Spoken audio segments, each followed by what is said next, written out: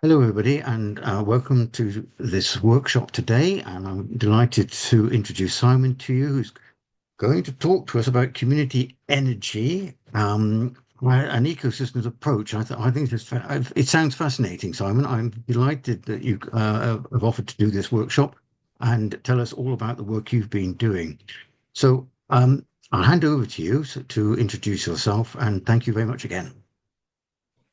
Thank you very much, and good afternoon, everyone. I would like to thank the Schumacher Institute very much for inviting me to give this presentation. It's a few months now since I finished this Master's by Research, which has taken 3.5 years. So some of the data in the dissertation itself is slightly out of date, and it's a very fast moving field. So unless you keep on it quickly, your data finds itself a little bit past it. I should start by acknowledging the support I've had for this work from my supervisors at Bristol University. That's Dr. Hadi Abul-Rub and Professor Chris McMahon, both from the Faculty of Engineering. And this is joint research is done jointly through the Cabot Institute and the Faculty of Engineering. So how did I get into this research in the first place? Why am I doing it? Well, I'm not an energy person, and I'm not really even a community energy person. And I just decided that I've been doing a lot of research and evaluation work for international organizations like the UN and the Red Cross and so on. And I woke up one day and decided I needed to do something different. And there was an advertisement on the Cabot website for research into accelerating the energy transition or accelerating decentralized energy. So that's what I plumbed for, and that's how I got into it some years ago and finished up going straight into COVID at the beginning of my research. Now, as it's turned out, I've consciously or unconsciously applied some of my day job to the results of the work on community energy. And so I've taken a systems approach to community energy, which of course fits very well with the Schumacher Institute itself as a body that's interested in systems approaches. Anyway, that's how I came to be doing the research. So today I'm going to go through, in a very brief version, I'm going to aim for about 35 minutes or so presentation, and which means I can only do the sort of main points coming out of the research and which are captured in the dissertation. Looking briefly at the context of the energy transition, an introduction to community energy and to the community energy ecosystem. Then, having got to that point, go back and say, okay, why are we asking the research? Why did I ask a certain research question, and how did I go about doing it? And then we'll get more into the meat of community energy, some of the issues arising, what condition is it in now, and a summary, which actually comes from late in the dissertation, of the forces or factors which are working for and against community energy.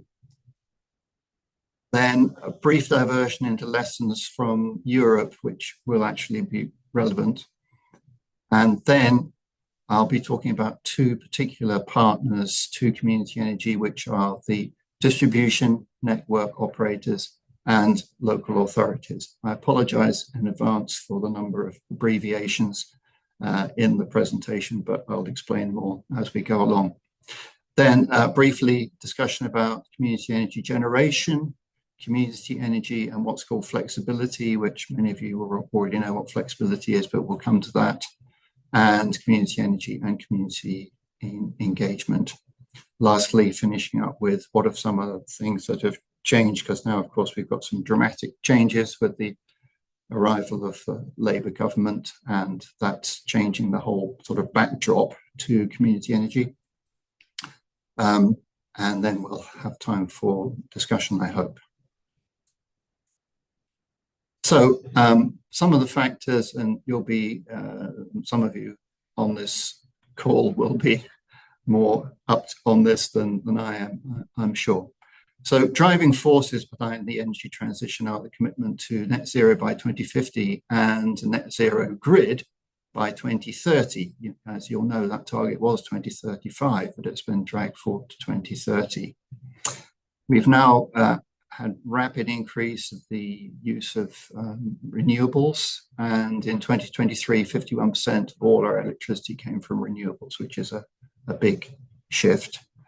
Wind and solar energy are cheaper than gas. There is going to be a big stress put on the distribution grid because peak demand is going to double, so it's said, by 2050. Although I should point out, when I first started reading, that peak demand was a much higher figure. So the latest estimates are actually a reduction on the peak demand. And again, when I started reading back in 2021, there was not much talk of huge investment in the great grid upgrade, but that's become a new thing with now a 60 billion investment by National Grid over an 8-year period.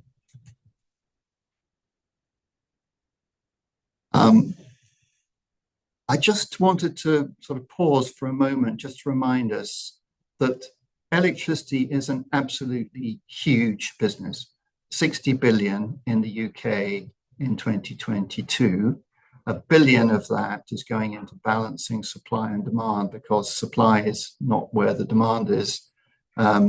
So people have to be paid not to produce stuff when it's not needed. That costs £1 billion, which gives you some indication of how non-flexible the grid is at the moment. And there's a projection that we'll have 24 million so-called prosumers by 2050.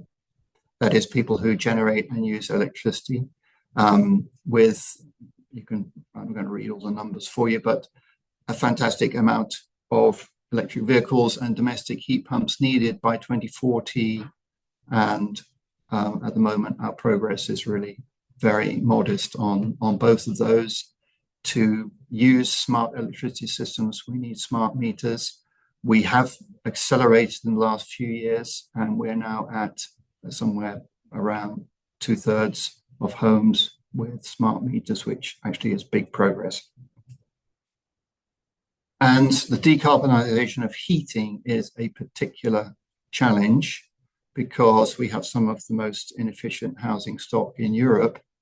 And according to the Green Alliance, 630 houses need upgrading every year until 2040 to meet our targets on reducing energy lost from domestic properties. So what is community energy? The definition used by Community Energy England is the delivery of community-led renewable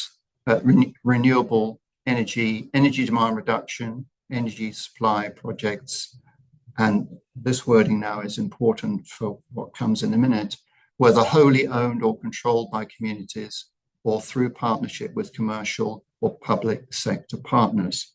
The second half of that sentence is an area of dispute, which I'll explain in a moment. So I'm going to go straight in with what is the community energy ecosystem and spend a few minutes just talking about this. Every sector has an ecosystem of actors that interact with each other and course, in an ecosystem, in the true sense, in the sort of biological sense, there's a level of mutual dependency. And there is dependency one way, going one way or the other, or mutual dependency in this system as well. The distribution network operators and local authorities who are there in those bottom circles are going to talk about in detail, so I'm not going to talk about them. But I will just quickly run round the circle and make a few comments. So we do have more green suppliers, that is those committed to renewable energy, and we have companies called aggregators who collect together small amounts of generation and sell them on to electricity suppliers.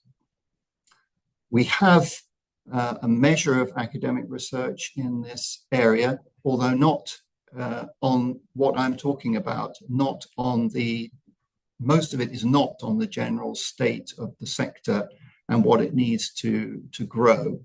I've only was able to find a couple of papers in all my reading that focused on that. We do have lots of good consultants, however, supporting the sector.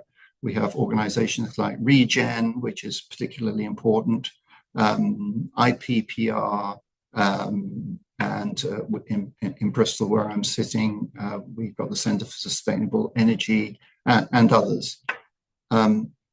They do a measure of research. There is a measure of academic research. There's not very much evaluation, not enough evaluation of the results of what community energy produces to, in my view, to provide sufficiently good business cases. But that's an area which could do with more work. There's lots and lots of innovation going on in the community energy sector, and I document that in the dissertation. So if there's any blockages to community energy, which I'll talk about in a minute, innovation isn't one of them. It's a very innovative sector. There's also now people with 15 or 20 years experience project managing renewables projects, and they are able to give assistance to other startup organizations.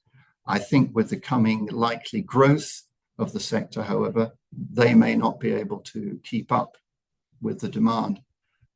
Umbrellas, by which I mean Community Energy England, Community Energy Scotland, Community Energy Wales, have all done a great job, or doing a great job of representing the sector and lobbying for the sector. But they, again, they don't have or the capacity, it seems, to do the sort of forward planning and projecting of how the sector might grow. What I call CE planners essentially don't exist. Those are people who are going out and finding new places and stimulating new organizations. I mean, it's a very much, the whole community energy system is very much a grassroots level, and that sort of meso level, mid-level of organizations who are actually there to push for the whole sector forward are in short supply.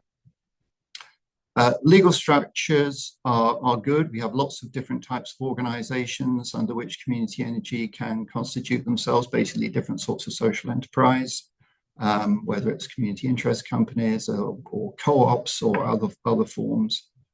That's not an obstacle. Regulations can be a problem when it comes to the complexity of connecting yourself to the grid, if we're talking about community energy generation. And UK energy policy was very favorable a long time ago. Then it went through a very bad patch in the last 6 years or 7 years. And now it seems to be going through another evolution. Financing and investors, it's very hard to get affordable finance to do community energy projects. Even though there are some specialist financiers whose whole raison d'etre is to fund this area, still it's hard to make a strong business case, and I'll come back to that again. Contractors, that is who actually build stuff and who do you employ to build things. There's not enough of them. Some of them left because of Brexit, but again, I think that's going to be a constraint as demand builds up. So why am I talking about the community energy ecosystem? Because all these bits have to work together, and the capacity of each element needs to be understood and worked on as necessary in order for the sector as a whole to flourish. And as far as I could tell, when I got into this research, that analysis doesn't exist. There are some papers about intermediaries, that is like the project manager types and the aggregators and so forth, but very thin, and there's no overall analysis that I could find. So I could stop my talk right there, because that's really was the key point of the research, but I hope you'll be interested in the rest of the presentation also. So what was the research question? It was, how can the state of the community energy sector and its contribution to the decarbonisation of the electricity distribution networks in GB be understood as a function of the policy, operational and institutional context in which it functions? And that policy, operational, institutional context in which it functions, I then relabeled as the ecosystem when I got to the end of the project. Very quickly on methodology, yes, there's some academic research out there, but there are lots and lots and lots of other sources which I've been able to exploit, and I've listed them all here.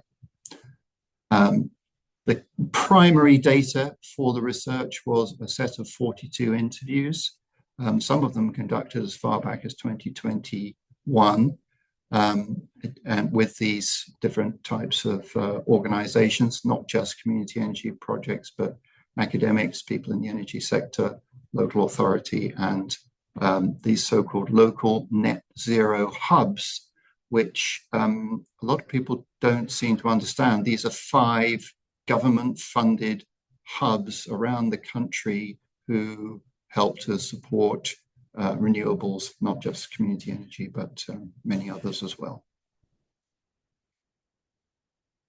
So different types of community energy, I'll come to that in a minute, but there is a community energy values is a sort of rather disputed area.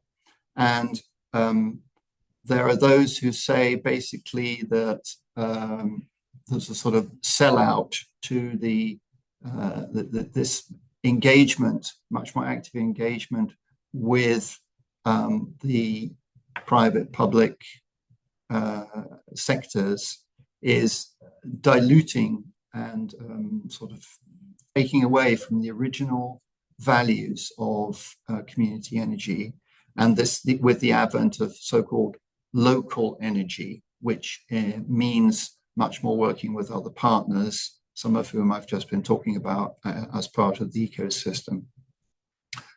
This comes from a paper that was done under the heading of Energy Rev, which is one of the academic research groups that's looking at the energy transition, particularly smart systems. However, people I talked to, the people I interviewed, the respondents didn't seem to be bothered about that. They saw private-public social enterprise collaboration as either a good thing, or if not a good thing, there wasn't any alternative. So they just took it as a fact of life. What's community energy for? So this is a distillation of all the interviews and discussions and the paperwork, and I boiled it down to this set of purposes, which is, and if I just put the 2 little stars there, the things that people talked about the most in the interviews were reducing carbon emissions as a primary goal and generating income for community benefit. That is surplus income, not just income for the shareholders, but income that goes back into the community. And then these other purposes are all coherent with that. Enabling a just transition was certainly another important theme, but the 2 with the stars are the dominant ones. Just a quick snapshot. This comes from the State of the Sector report. The Community Energy England, Scotland, and Wales get together and produce this report, which really is the most authoritative that we have about the state of the sector. So I'm just highlighting a few of the statistics here. Total renewable energy generation, 398 megawatts, which is about a 20% increase on the previous report, which was from 2 years ago, because I think they missed a year because of COVID. So the 2021 data was about 20% less. If that figure is right, then that's actually an important increase. There's some sort of engagement in community energy of 228,000 properties, which is about 1% of all the houses in the UK. The 398 megawatts, or whatever that figure was, when I was doing my calculations, I calculated total generation was about 0.02%. So a very, very tiny amount of the electricity is coming from community energy. However, community energy is many other things apart from generating electricity. It's also, as you will know, it's also about helping people to be more efficient, insulating houses. It's about electric vehicles. It's about getting people to shift the time of consumption of electricity. There's many other things, not just the generation, and there are actually these other types of organizations also appear on this chart. So 583 organizations, which is also a growth since 2 years before. However, on the bottom right there, you can see there's a lot more energy advice and energy efficiency services. 150 million planned investments, but also 79 stalled projects. So one of the problems with the doing away of the subsidy regimes has been that lots of projects have been stalled. And as you see, 270 megawatts would actually be a very big boost. It's all probably changing now because of the new initiatives that are coming in from the new government, but that's where it was in 2023. So I put together, tried to put together and briefly run through what is working for and against community energy. So the strong public support for decarbonisation, as I've mentioned, this imperative to decarbonise the grid. There are still a couple of successful post-subsidy models for generating electricity, which are working successfully, and I'll come back to that. There are also now a new initiative in the regional energy planning, strategic planning, which hasn't existed before, and which I think is an important possible entry point for community energy. Again, we'll return to that. There was a big deterioration in the policy environment, policy support for renewables, and this applies not just to generation, but also to insulating houses, to moving to electric vehicles. There's many things that were withdrawn in terms of support in the last few years. There are very limited funds for community energy, but there are funds supporting community energy, which I will talk about in a minute. One of the really important points is that Ofgem has this technology agnostic approach, so that the price of carbon is not in the price of electricity, so that the sort of favorable environment and pricing that should be given to renewables is not there. All electricity is treated the same wherever it comes from. You're not allowed to sell your energy locally. There's no local energy market. There are a few viable business models. I've already mentioned that. And flexibility, which we'll come back to, is not profitable at the moment for community energy organizations. So other things which are favorable, there's a very strong track record of innovation. I've mentioned that. Strong intermediary organizations. there is a very strong knowledge base across the sector, which is available well, it's potentially available to new entrants if they're able to access it. Local government needs community energy to fulfill its climate emergency declaration commitments, in my view, and we'll discuss that more. And government, distribution network operators, and local authorities all consider community energy is the answer to community engagement, engaging people in the energy transition. They all think community energy is the answer, but they're not really fulfilling their part of the bargain, as we'll come to in a second.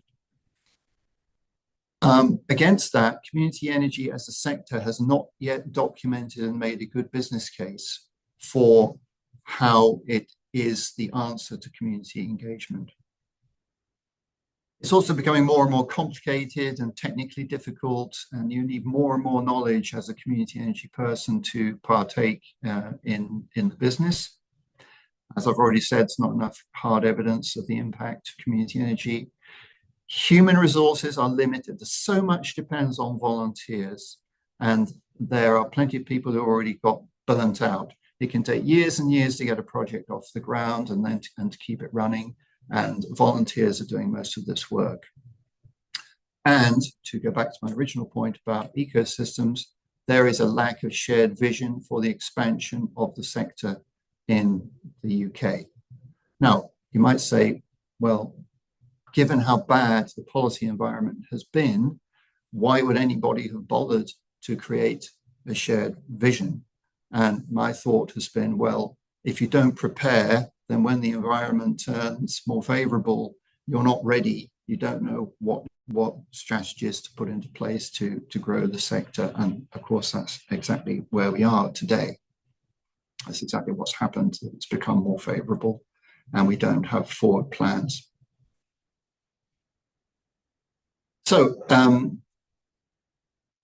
there has been a very successful subsidy scheme of the feed-in tariff, which started in 2010 and stopped in 2019, even though rates that were paid out were progressively cut over time, and new entrants were closed to new entrants in 2019, since been replaced by the Smart Export Guarantee, which is lower value, less reliable, and can be any amount. You can be paid any amount under a Smart Export Guarantee as long as it's not zero. So growth has been slowed. Some projects are stalled, hard to find working business models. But a key point to remember is that lots of organizations have that feed-in tariff subsidy for a 20-year period, and they are secure generally secure as a result. And they're the ones with the potential to grow because they can invest on new schemes having the basis of their original FITS-based schemes that gives them the financial stability. So my guess is, although I don't know, that a lot of the growth, more recent growth, will have come from organizations that were already receiving subsidies before 2019 and can base their business models on that continued receipt of a subsidy over a long period. There have been, and there still are, in fact, funds from the government to support community energy. So there was an urban fund, a rural fund, and now there is a just called generally Community Energy Fund from 2023. I think it ends in 2025. So a few £1 million in each go, and these are administered by the local net zero hubs, the ones I was talking about at the beginning. And they're wide in scope of what can be covered. So in the latest Community Energy Fund, it's not just wind and solar or batteries, but it's also heat networks, EV charging, and fuel poverty alleviation. So it's quite a broad spectrum of projects that can apply.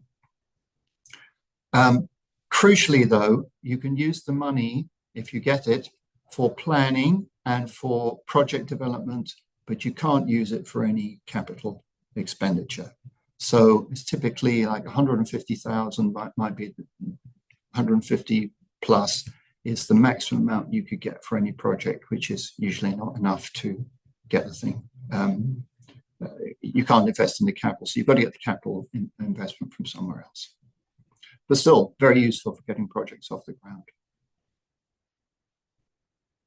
I'm not going to go through all this in detail, just to say that all of the efficiency schemes, some are better known, some are not well known. Some of them have ended badly. The energy company obligation, which I think a lot of us might not know that much about, is an obligation on energy companies to put investment, especially into less well-off communities, to insulate houses. The goal is to save £1 billion over the period. And that's now done sort of through private lenders. It's no longer strictly a purely government scheme. The only thing left now is the boiler upgrade scheme, and the point really of mentioning this at all is to say that there is no government scheme to address domestic heat loss right now. A few lessons from Europe. This might seem like a bit of a sort of sideways jump, but actually there is quite an instructive. Looking at my supervisors advised me to take a look at what's happening in Europe, and it's been very interesting reading, I have to say. Of course, they have a whole completely different legislative framework that we're not part of anymore because we're not in the EU. Under the Clean Energy Package, it gives energy communities, they don't talk about community energy, they talk about energy communities, the right to produce, store and consume electricity, to achieve self-sufficiency and to distribute electricity. Now, what happens at the national level is every country has to implement that legislation in their own countries. But just to mention a few examples. So in France, there is a national, regional and local structure of energy cooperatives that runs alongside the traditional big energy incumbents like EDF. In Spain, they have adjusted the energy auctions to favor community energy in relation to the big energy companies. This is what they regard as creating a level playing field. Whereas in the UK, a level playing field is created by regarding all suppliers and all technologies and all fuel sources the same. So very different ideas of a level playing field. So community energy doesn't really enjoy a level playing field in this country, in my view. In Denmark, every new renewables project has to offer a percentage of its ownership to residents, and 70% of wind turbines in Denmark are owned by cooperatives. And in Germany, I should say Denmark and Germany are the countries with the sort of longest track record in renewables in general. But just to mention, in Germany, there's low-cost financing for community energy through KfW, which is a national public bank, but it's a bit of a special bank because it's got kind of social development objectives. It also invests in development in foreign countries. So there's a lot more I could say about Europe, but that's just to show that people are doing things in different ways in different countries, some of them very positive and interesting initiatives. So now I'm going to come on to one of the two main partners for community energy. And when I started my research, I started here with distribution network operators. And my initial idea was the research would be just about the relationship between distribution network operators and community energy. So there are 6 companies who run electricity distribution networks. So the transmission networks are the high voltage, and the distribution networks are anything except the super high voltage. 14 areas that it's all divided in, but it's run by 6 companies, some of whom you will know very well. the names of.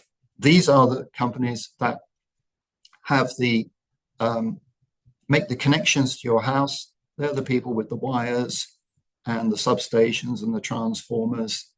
They're not the people who sell us the electricity. They're the electricity suppliers. These companies are going through a major transition. They have to turn themselves into a neutral facilitators of the energy market, in terms of not so much the market, but technically they've got to balance demand generation and storage, and they are supposed to become neutral facilitators for all of us, enabling customers to become prosumers, enabling us to make the best use of our distributed energy resources, to providing us advice and supporting vulnerable customers. This is a massive change for the DNOs to be going through. So they're on a journey. That's important because of the relationship they might or might not have with community energy.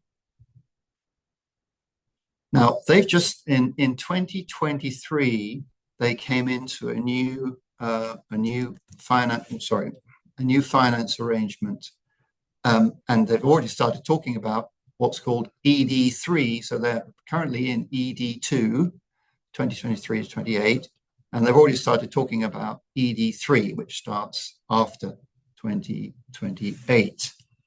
But I just wanted to show you some of the things that they said, the DNO said in their plans for ED2. This is Scottish Power Energy Networks. So community energy is essential to the green recovery, they say.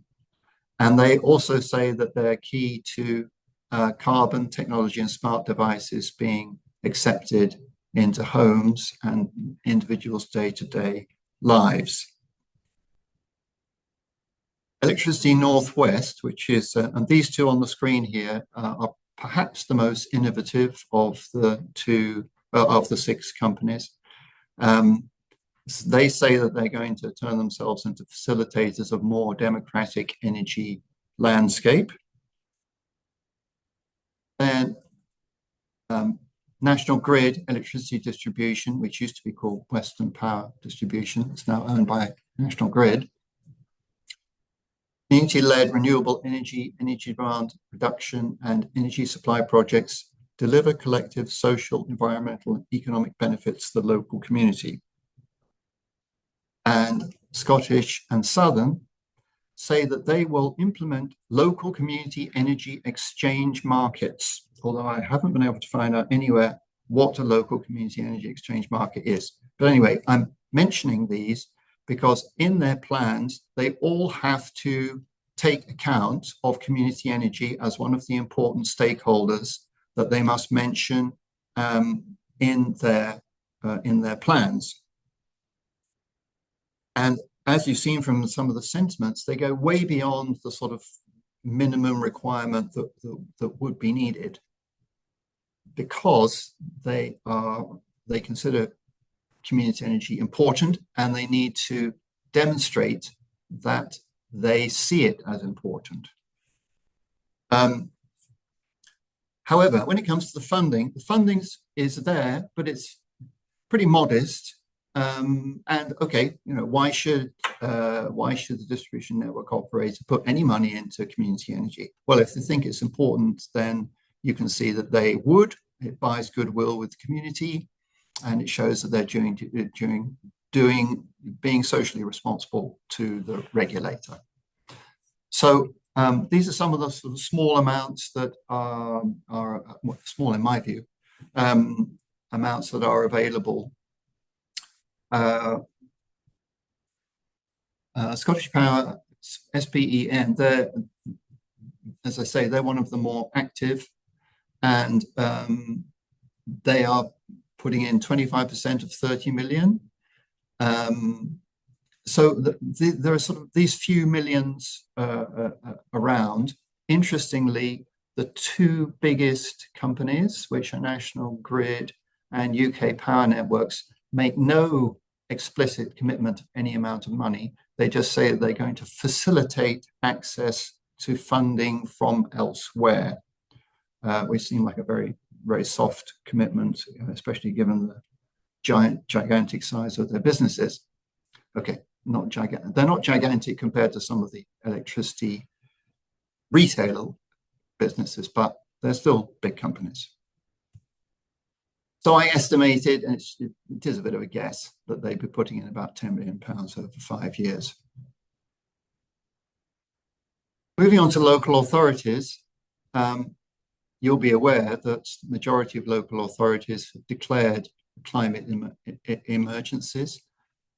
Quite a lot of them targeting 2030 as their endpoint for being net zero, which seems incredibly ambitious to me. There are lots of examples in the dissertation of where local authorities and community energy are working together already on renewable energy. Their budgets are incredibly squeezed, and some of them are going into renewable energy more to lower their own costs as much as anything about what might be benefiting the communities. The importance of local authorities in the energy transition is increasingly acknowledged. So if you read reports from the Climate Change Committee, if you read from what used to be the Levelling Up Committee, and from the Net Zero Review, Skidmore, they all emphasize the importance of local authorities in the energy transition, because they are the democratic instrument, and in the absence of any other strategic unit, there is no other body in the UK to plan the rollout of renewable energy. And so it comes down to local democratic governance, as people have to be able to accept the energy transition. It's going to be difficult, and not everybody's going to like it. And also, according to the Net Zero Review, Net Zero Strategy, 82% of UK's emissions are within the scope of the influence of local authorities. I think some of that influence is fairly loose, but all the same, they still have a very, very important role. On the other hand, local authorities, and I'm talking about England now because the situation in Scotland and Wales is different and has been quite different over some years. They've got a limited mandate for climate action. Just because you do an climate emergency declaration, or you create a local area energy plan, doesn't give you any weight in the planning system at all. And so UK 100, which is a sort of is a cross-party alignment of at local government level, has been arguing for a net zero local powers bill, because they don't have the clout to make things happen. In Scotland, by contrast, all local authorities are obliged to come up with plans related to the energy transition. So according to Energy Systems Catapult, the Energy Systems Catapult is one of 9 catapults organizations under, under the government. And according to them, the funding landscape for renewables, for the energy transition, for local authorities and community energy is disjointed, unfair, and expensive to navigate. The local area energy planning, I love this quote, would help community energy groups find their place in the new low carbon energy system, which is probably the most patronizing statement I read during my entire research, because I think community energy could do just as much to help local authorities to understand their place in the low carbon energy system as the other way around. Local authorities can get access to financing that community energy cannot, according to Citizens Advice. And Citizens Advice also points out there is no central plan coordinating the decarbonisation activities of local government. So lastly here, this is a list of ways that, according to Regen, local authorities could engage community energy. So they could pay community energy groups to engage communities on home energy advice and awareness. They could engage them in expert groups. They could require an element of community ownership for new energy projects. They could host community energy on council-owned land or buildings, which does actually happen. They could buy community energy generation through power purchase agreements, and they could give them in-kind support, although I think that last bullet is probably not very applicable right now, given how tight and difficult everything is for local government. Here's a picture of the Glasgow Community Energy. This is what you might see as a sort of classic picture of community energy. Here's some rooftop solar that is being commissioned and finally got going by a community energy group. And the guy at the back may well have his arms raised because it's already 7 years to get to this point to initiate the scheme. These things can take incredibly long time. So community energy generation, however, is possible, but also a little bit controversial almost, not controversial, but there are people sort of for and against in terms of how strategic it might be. So the two business models I said are still viable without subsidy. The first one is rooftop solar with high daytime consumption. That's because you maximize the so-called behind the meter use. That is your direct use of the electricity from the panels, which costs your customer. So, for example, if you're a community energy scheme, you put solar panels on a school, what they have to pay for the electricity from those panels is much less than the retail price. So at least that's part of the making it work financially viable. On the other hand, big schemes, 5 megawatts plus, are still viable because the economics still add up for them. So you've got small rooftop solar, and you've got big schemes, and you've got an awful lot of projects and organizations sort of in the middle who are currently in a non-viable position.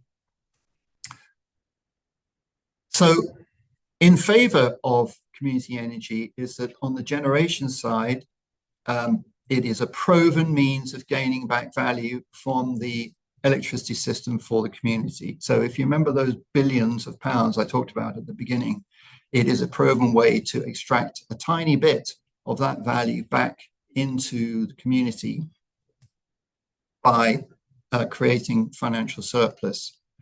On the other hand, community energy generation can never be at the scale, it's not at the scale to make a strategic contribution to net zero in the matter of scale.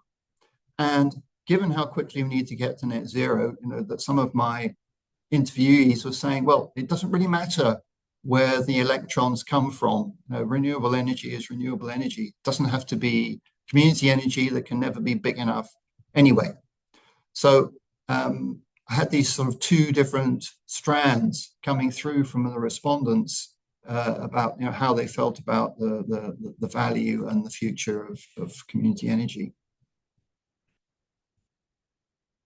Flexibility, I don't want to get stuck on this because it's a big subject, but just to say, what do we mean by flexibility? Well, this is to do with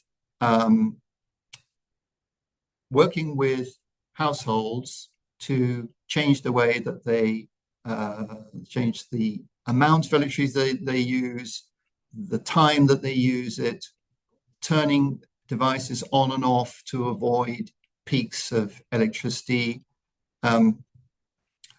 This is something that distribution network operators and community energy have been talking about very actively for quite some time. But as far as I can tell, without a huge amount of progress so far. According to Ofgem, flexibility is fantastically important, and it is fantastically important. Part of their vision is for a strong market, quote, for community-led flexibility, although community-led flexibility isn't really defined by Ofgem. And as I say, as far as I hope somebody on the call might know better where flexibility is at the moment, but it still seems to be somewhat in the doldrums. So there are different ways of doing flexibility, however. You can do, DNOs also they do contract flexibility. Contracting flexibility from community energy, however, is not so good, because the aims aren't really the same. Distribution network operators, they want to avoid having to reinforce the network, which avoids cost. They want to manage demand so the network will cope as much as possible, whereas community energy wants to save carbon and earn money. Unfortunately, the value of DNO flexibility is low. Contracts are typically very short. They're complicated processes to get involved, and I think that's why it hasn't gone so far at the moment. On the other hand, there's something called the Demand Flexibility Service, which energy suppliers can use, and it's now become much more open. It was piloted in 2023, and there was a very good response. And just to quote one sort of peak, 200,000 Octopus Energy customers provided 108 megawatts of flexibility, reducing peak demand one evening in November 2022. That's actually quite a lot if you think that the total peak demand is going to be 120 gigawatts. This one small experiment was getting to 0.1% of the total demand. So that's actually pretty good. So where does community energy fit into all this, and what's the best route for their engagement in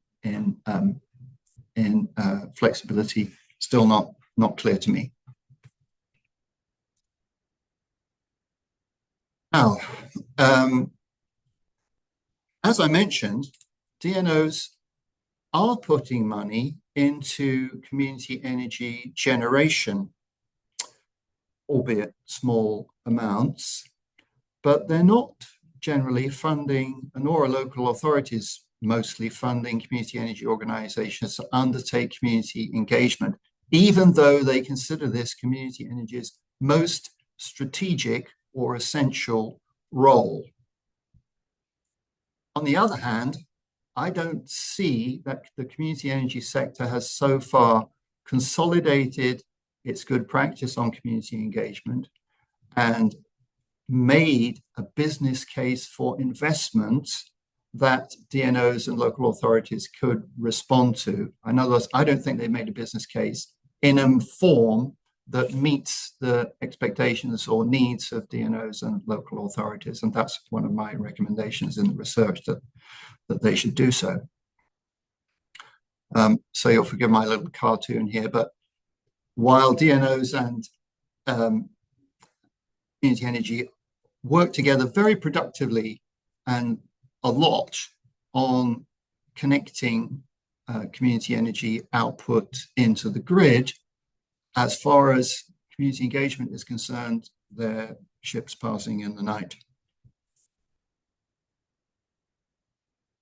So to finish up on some of the new things that are happening, there's a major review of energy markets going on by Ofgem at the moment. It's quite a long multi-year process. There's no sign so far of that producing local energy markets. So the fantastic effort that's gone into this trying to promote the local electricity bill, which has failed to make progress through Parliament. I'm again, someone on the call may know better where we are on this, but I'm not hearing about. I'm hearing about nodal pricing, of energy, but not so much about local energy markets. There's something called the Connections Action Plan, which has been put in place to stop queue blocking of connecting projects to the grid, to give preference to those people who are ready to go.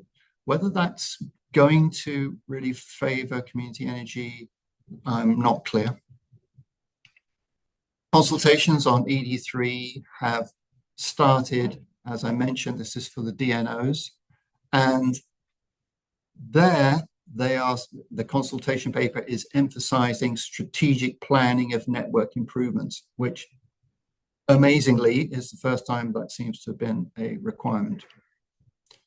And now this is potentially very exciting because we have a new organization called the National Electricity System Operator, who is going to be doing strategic planning of our grid.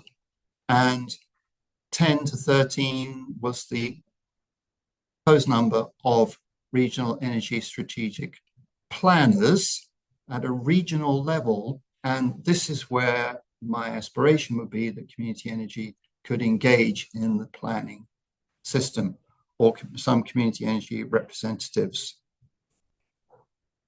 And then the big news, which you may already know, is that in the founding statement for Great British Energy in July 2024, there was a so-called local power plan, which says local power generation is an essential part, and et cetera, and will be help to reduce pressure on the transmission grid.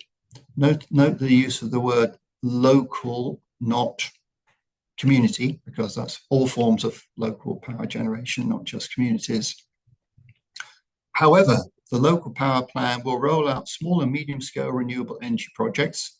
Again, that's all kinds of projects, not just community energy, to develop up to 8 gigawatts of cheaper, cleaner power, with £600 million going to local authorities, £400 million for community energy per year, and a total of 20,000 projects.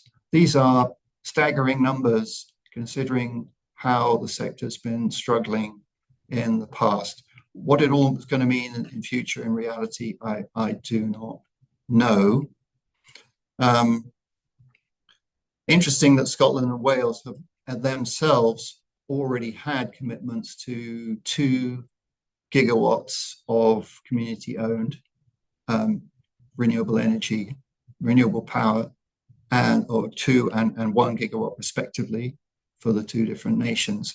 So their ideas have become a UK idea essentially, and on quite a significant scale.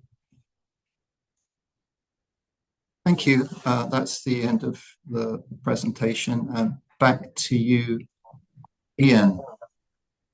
Thank you, Simon. That was a terrific overview and in-depth look at so many things. You were quite right. There were quite a lot of abbreviations and acronyms to go remember what they mean and who's who and what's what in this field. It is complicated, isn't it? Yes. I'm sorry, I certainly didn't stick to 35 minutes, but I hope that's okay. Oh, that's no problem. We can cope with that. No, that's fine. I'd like to open up to discussion now and questions. We've had a fair few in the chat, things around resilience and transmission lines and all kinds of other questions. If people could put up their hand and maybe I can take you in order if that's okay. And Simon, if we can just stop your screen there. Okay. Right. And we got in there. Nicolette got in first. That was great. Hi, Nicolette. How are you? I'm fine.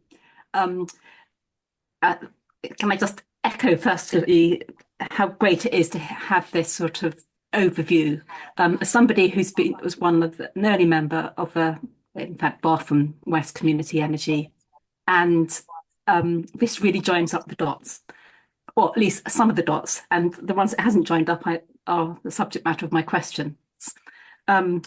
one question I've put in the chat is around, is it really possible for community energy enterprises to make a business case for their work in engaging, building community participation, excitement, and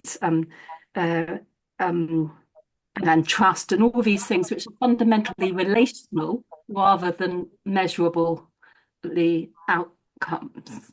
And who is asking for that business case, and for what purpose? I'm going to just leave it there for that one question and let other people ask ones. Thank you. I'm going to preface all my answers by repeating that I'm not an expert. My statements around the need for a business case are because of the very strong statements made by the DNOs, by Ofgem, by local authorities about community energy being the route to community engagement. And of course, they are the route to community engagement because of all the trust building, the long-term engagement with local communities, which community energy can do and has already been doing. Now, can you turn that into a business case? Well, if all the other actors think that community energy is a vital part, and I agree, it is a vital part, somebody has to pay for that. And local governments and DNOs and this national energy organization will have to provide funding if they think that's so important. And yes, I think it is quite possible to create a business case out of something that's very soft and community based, but I think you could turn it into hard numbers of helping the net zero goals to be achieved. And I think if you could put up a good case, at least some experiments and pilots could be done. And there is a big pilot going on already, which I haven't got the name on the screen, I'm sorry. But it's a government-funded pilot to look at, somebody on the call will know the name, to look at how community energy can exactly go about helping people to save energy, to insulate their houses, and to engage them in the energy transition. Have I answered your question? Or at least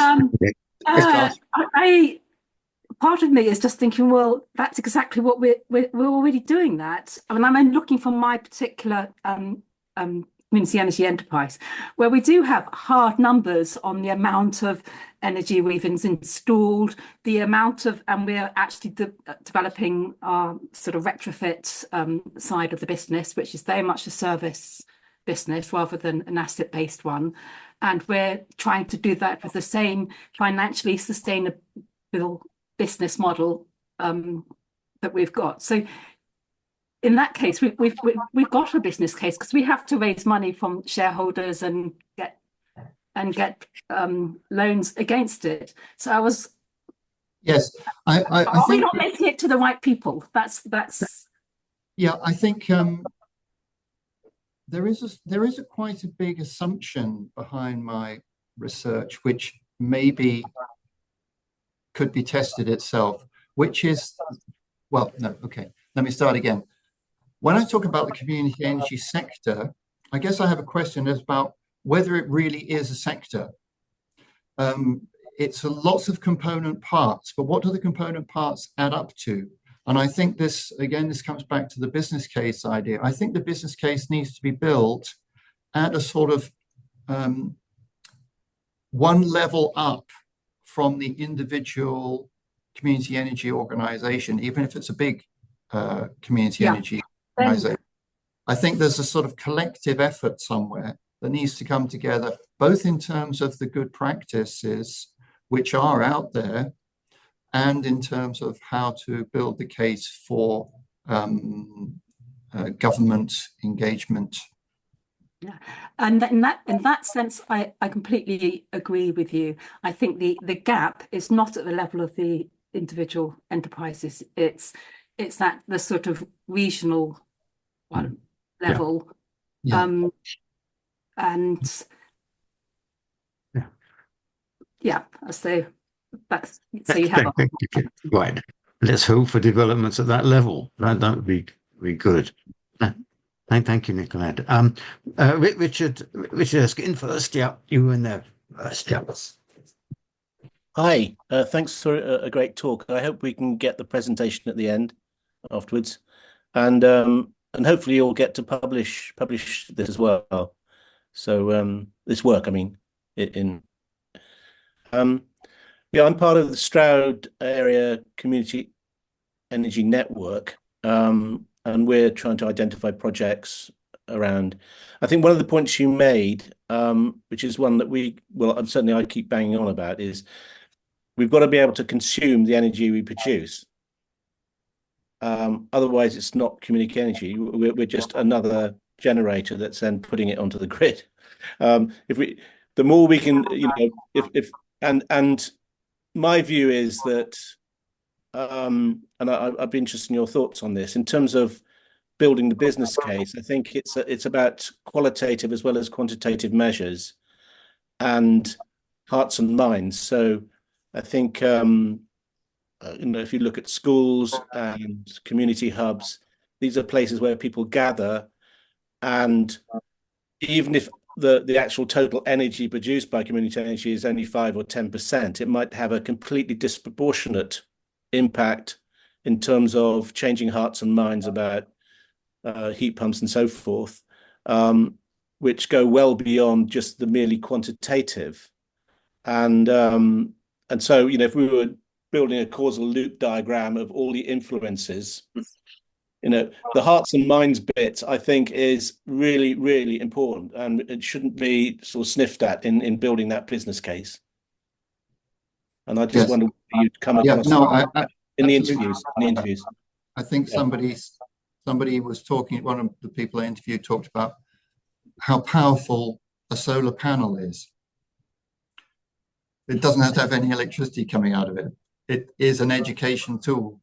And how many people just in the process of putting the project together and installing some equipment, how many people were engaged and understood what was happening and why it was important? And the educational value or the influence can be totally out of proportion to the scale of the project. But I would say I did hear all different sorts of voices. On the one end, there was, we're just going to make as much money as possible because that way we end up with a surplus and we can plow it back into the community, into education projects, into a new roof for our library, into whatever it is. So, I heard both. We want to maximize revenue here. Two, the revenue doesn't really matter. It's about how can we help people to save carbon. So I heard all angles there. Thank you. Interesting points there, indeed. Richard. Thanks very much, resilience. Simon. That was tremendous, and I really would love to unpick some of your comments. And Richard Erskine mentioned there, what's the causal loop diagrams that emerge from all of this? Because I think those would be incredibly illustrative to show how many moving parts there are in this picture, and indeed how many layers of value. And I think that's really important, and I would really love to get to grips with that. So that's an offer I'd like to work with you on. But one of the points I made in the comments was it's not just about money saved on electricity and CO2 reduction.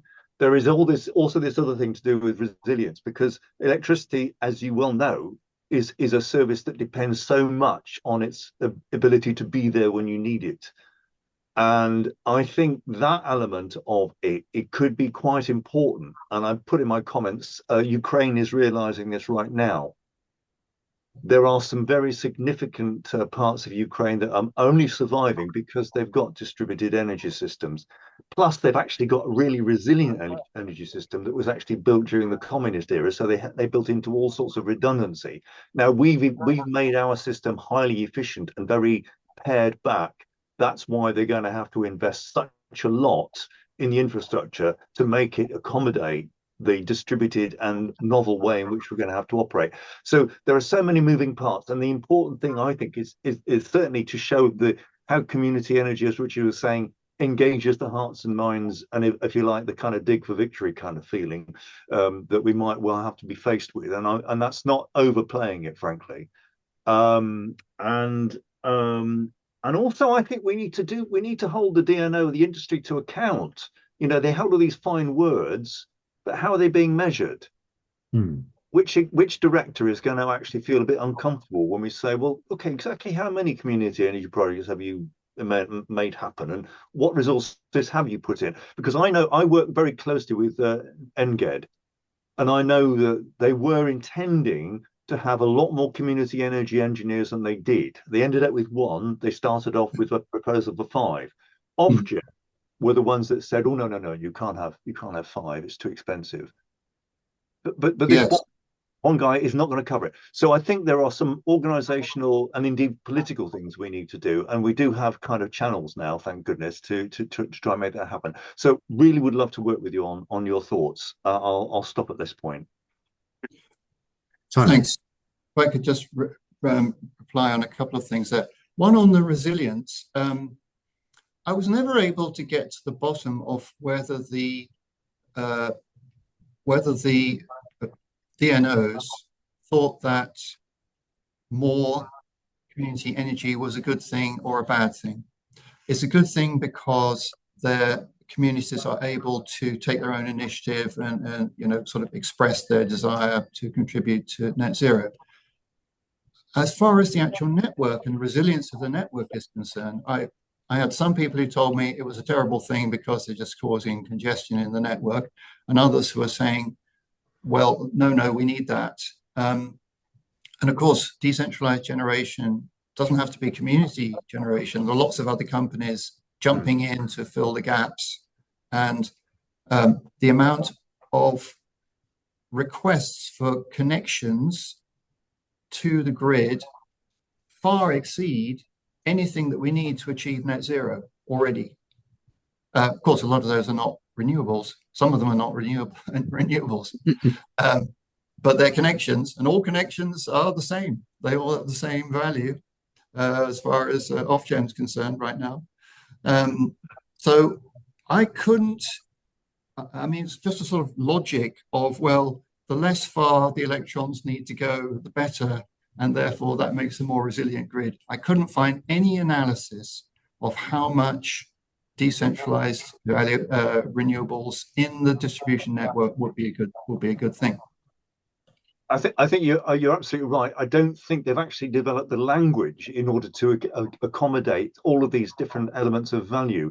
They're developing the model when it comes to energy storage and grid services that result from that. But the multiple layers, the multiple factors that all build here, I don't think they've actually developed the analytical language to incorporate that, frankly, from what I can see. Well, it's not been a necessary part of their business model and not something they've been required to do.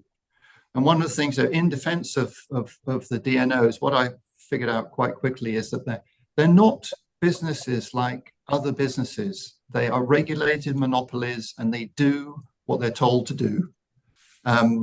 That's why I actually started looking more widely at all the other actors, because I realized that I'd sort of gone in with this wrong assumption that they were like normal businesses who could make business decisions and adjust as they went along. They're not. Anyway, the next round of ED3, as it's called, will be very interesting because that will be much more demanding on them to be strategic about their work. Well, and also, but just final point, the National Energy Systems Operator, they have got an incredibly important role to actually hold the circle and bring all these things together. Absolutely, I agree. Thank you, Richard. Herbie, your hand's up there. Yeah. Thank you very much for a fascinating, really instructive lecture. It's really very exciting to listen to you and really very instructive for all of us. I just wanted to ask the question about long-distance transmission lines. Ed Miliband has been in quite a bit recently defending the need for high-voltage transmission lines. And of course, there's a new kind of NIMBYism developing around that at this stage. So the question is, to what extent, obviously, to some extent, you've discussed this point already, but I mean, can we really look further towards much more local renewable energy systems based on community involvement and ownership to really reduce the need for these transmission lines? To what extent is local wind power a factor in this? I mean, we're talking mainly about offshore wind power at this stage, requiring these long distance lines. Whereas, I mean, obviously, if you have local wind farms, then suddenly, as well as urban-based solar systems and that kind of stuff, you have a different picture in terms of the requirement for transmission. Could you comment to that question, please? I can comment, but not knowledgeably. I can only say that there isn't a plan for how much local energy is required. There hasn't been a plan for how much local energy is expected to arise and therefore reduce the amount that might be coming down transmission lines. That's as far as I could go. But in this new National Energy System Operator organization, there will have to be planning assumptions made about the level of local generation, which I hope community energy can also influence that discussion. That's as far as I could say. Sorry. There's also a factor in terms of new technology. I mean, with perovskite coming on stream now, it's looking much more plausible for buildings to become major energy suppliers within existing settlements. So that could reduce the need for transmission, obviously, ultimately as well. Yes, and what I haven't said at any time in the presentation is a rather basic and important point that the de facto ban on onshore wind has disappeared now. So that could be a burgeoning area as well. Thank you. Simon, any more questions from anybody? I've got one I was keeping in case there weren't many questions, but we've had lots of questions. Thank you. Simon, is there much work being done, or is there work needing to be done on forecasting peak demand and prices of electricity that would have effect on this? I was a bit concerned about the international competition that might set up between countries in reducing prices of electricity. Is that something that would affect greatly the kind of picture we're building here? Again, I'm outside my area of competence now.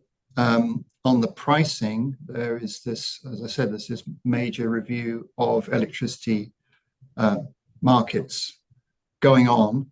I think there will be increasing transfers of electricity between countries. I mean, we're quite dependent on interconnectors now, and I suspect we'll continue to be dependent on them. As to who's paying who, whether we're paying France for their nuclear power or they're paying us for our wind power, I don't know.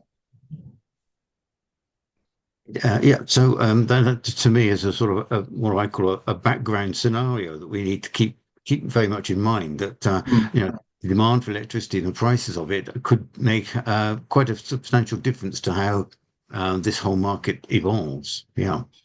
Yes, I mean, there's a lot of work on the.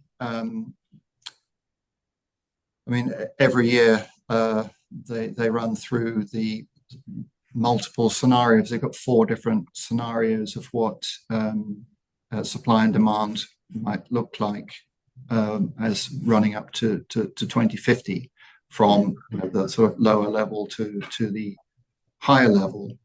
But what seems to have be happening is that the sort of peaks for expected peaks of demand, those numbers have come down, as I was saying earlier. Thanks. That surprised me, but I must look at those numbers. Thank you, Richard. Yeah, I sort of wanted to respond to that. I mean, you just have to look at Mackay's book, which is 15 years old. I mean, he was predicting a 60% drop. I mean, basically, when you start electrifying end use, which is 2/3. I mean, if you look at the impact modeler for Nailsworth, and you ignore imports and flying, I mean, 2/3 of our energy is heating and transport. Mm-hmm. And once you electrify those, you reduce your demand by over 60%. So that's why it's less. Mm-hmm. And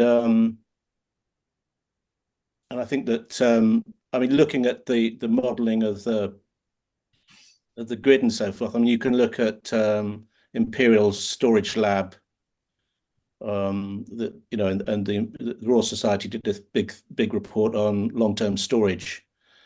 So, I mean, basically, the message seems to be getting 80% renewables is relatively easy. Getting to 100 is really hard. And that's when you start hitting a bit of a wall.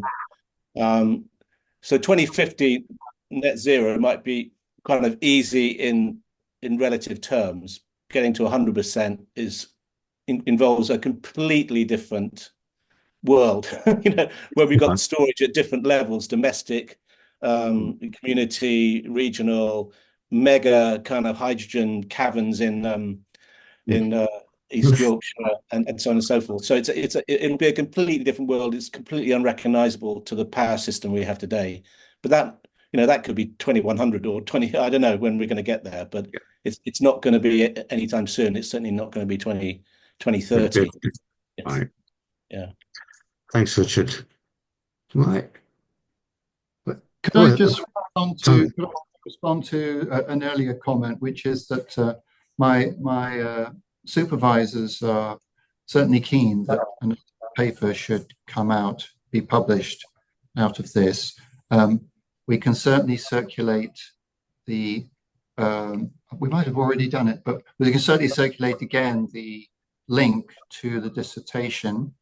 And this recording, I believe, will be put online as well. And I'm perfectly happy to share the slides if that's also useful. But we will be looking for the journal to write a short version of the dissertation.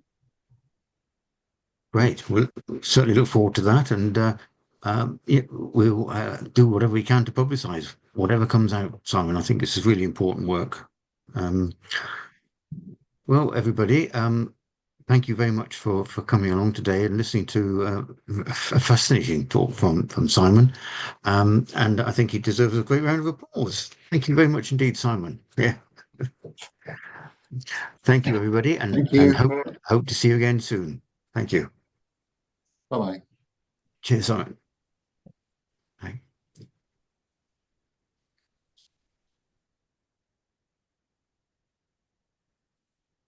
Yeah. Oh. Excellent. Thank you, Simon D. That was well done. Somebody did ask for the PowerPoint. He may ask you directly, but are you happy for us to circulate that to anybody who asks? Because you did send it through earlier. Yeah. Yes, I did. Yes, I'm happy to circulate that. Right. I'd be interested to get a copy of the chat comments. Yes, indeed.